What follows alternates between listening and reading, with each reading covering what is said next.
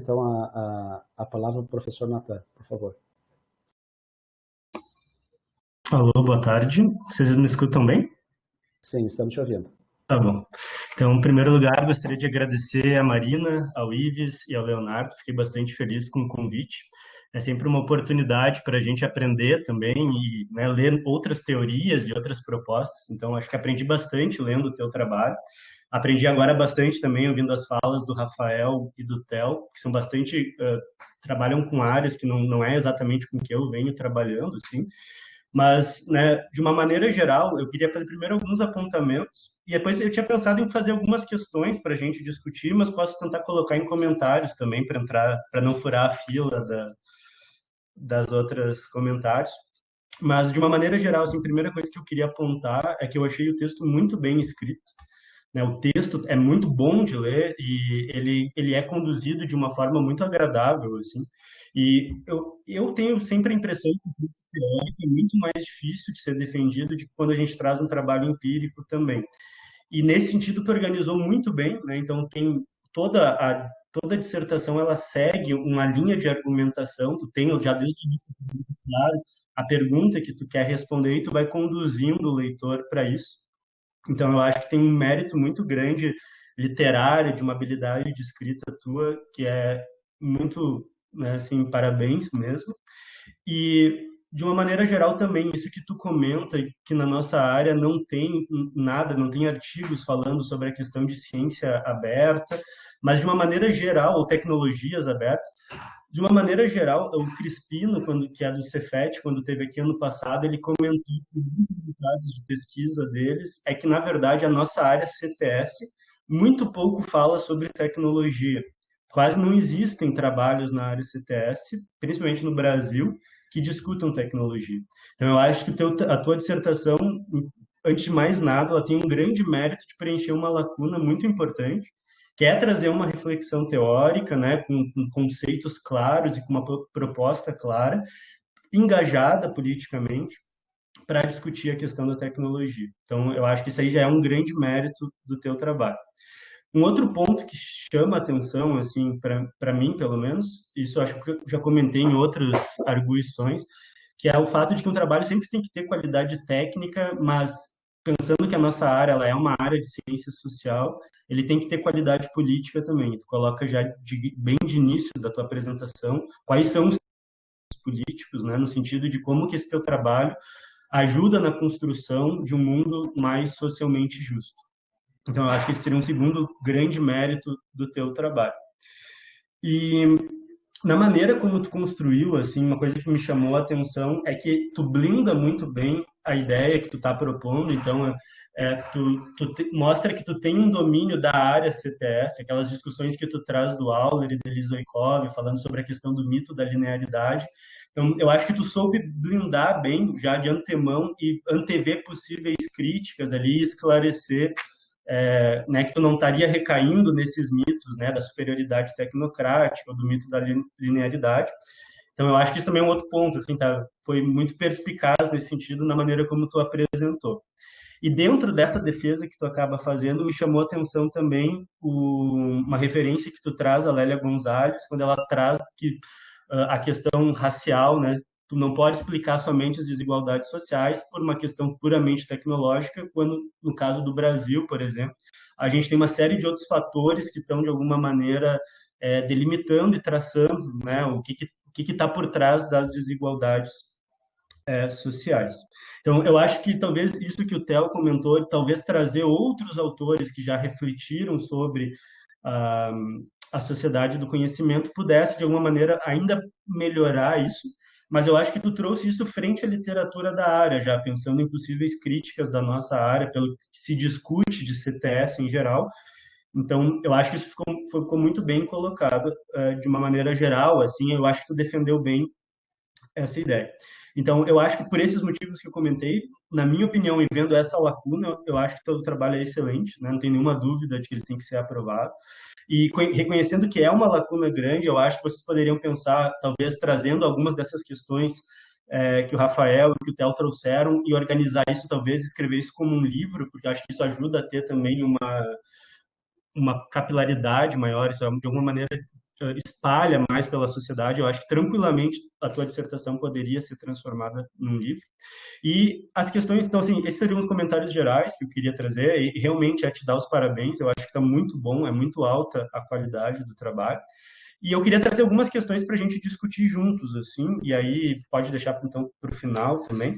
Mas eu imagino também, assim, o Theo comentou mais essa questão da ciência aberta, o Rafael falou mais, né, tem mais propriedade nessa questão dos hiperobjetos. Então eu me prendi também mais pensando nas possíveis perguntas para a gente debater, pensando nessa questão da teoria da sociedade do conhecimento, tá?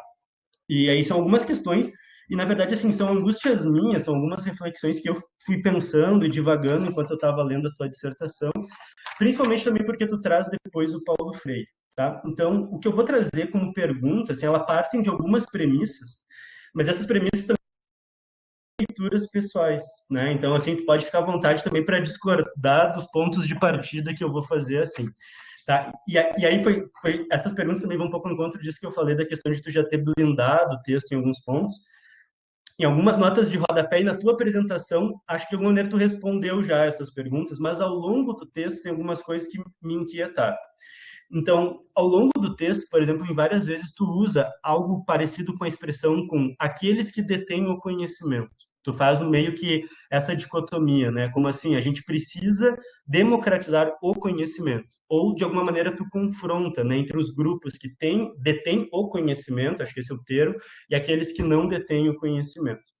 E aí, a minha primeira pergunta, assim, né, que eu gostaria de pensar e refletir contigo, principalmente partindo das leituras dos livros do Boaventura, né? E o Boaventura ele bate muito na tecla de que conhecer é ignorar, né? Então toda vez que a gente conhece algo, a gente ignora toda uma outra gama de conhecimento. Então nunca existem aqueles que conhecem versus aqueles que não conhecem, né? Mas existem grupos que conhecem coisas diferentes.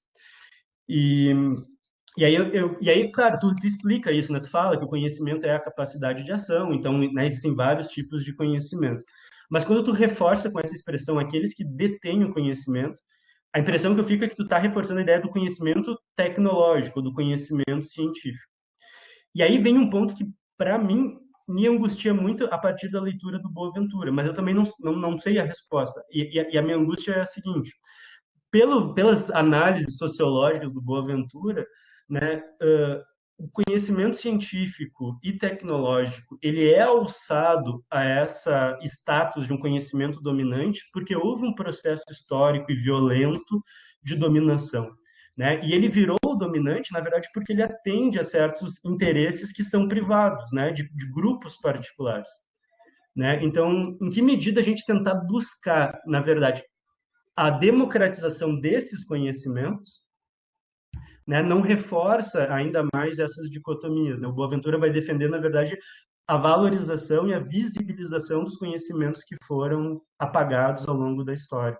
A Vandana Shiva, por exemplo, tem um livro chamado Ecofeminismo, em que ela discute isso, que o conhecimento científico e tecnológico ele era valorizado na comunidade local em detrimento dos conhecimentos tipicamente considerados femininos, porque os conhecimentos que eram femininos não atendiam os interesses do mercado, né? Então isso também se traduzia numa desigualdade de gênero. E aí daí a minha questão, dois pontos. Uma questão é talvez na linguagem do texto, talvez rever essa ideia de manter, talvez botar uma nota ou colocar o conhecimento, quem detém o conhecimento hegemônico, alguma coisa nesse sentido. E aí a minha segunda seria só uma questão textual, mas também pensar assim, como que a gente pode, como que essa questão do conhecimento aberto dialoga com esse problema maior, assim, como é que tu enxerga isso daí? E uma segunda questão também que eu fiquei com dúvida, que vai mais ou menos nessa linha, em alguns pontos ali, né, em alguns momentos, se faz dentro dessa parte teórica propriamente, né? Tu coloca bem essa questão de que o domínio de certos conhecimentos, né, podem levar, né, a um ganho econômico ou a um ganho de poder, um ganho político, né? Tu trouxe na apresentação também, né, ter um conhecimento de alguma questão política pode te favorecer.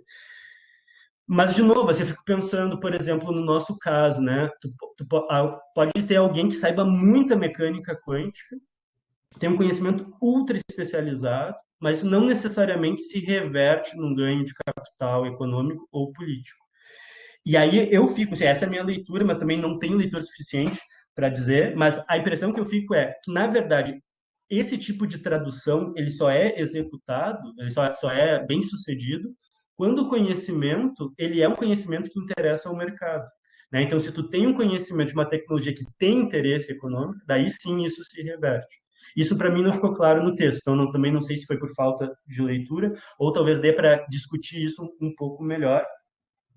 E até quando tu traz o Foucault também, assim, isso ali a leitura do Foucault eu fiquei um pouco em dúvida também, assim, porque da maneira como está colocado, me parece que vocês reforçaram a flecha da ideia de que ao ter conhecimento você detém poder, né? O que isso de alguma maneira o conhecimento tensiona. O que eu acho que tudo bem, isso acontece.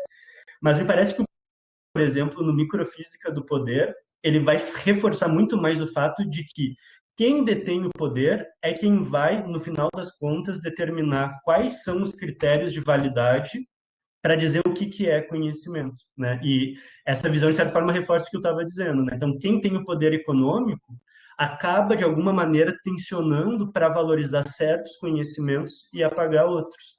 E aí, como é que a gente faz frente a isso, né? Por exemplo, né? Como é que daria para sair dessa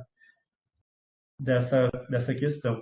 E aí, um último ponto, só pensando em termos de educação emancipatória, se tu pensa, essa é a última pergunta, se tu pensa que essa proposta, onde ela se encaixaria melhor? Em espaços não formais, propriamente, como no caso do CTA, isso seria viável de se pensar sobre essas questões na educação básica ou só na formação de cientistas, engenheiros, formação de professores? Né? Em que contexto daria para a gente, né, para um futuro, pensar onde que a gente pode levar esse debate? São essas questões. Obrigado. Ok, obrigado, Natan, pelas considerações, pelas perguntas. Então, Marina, agora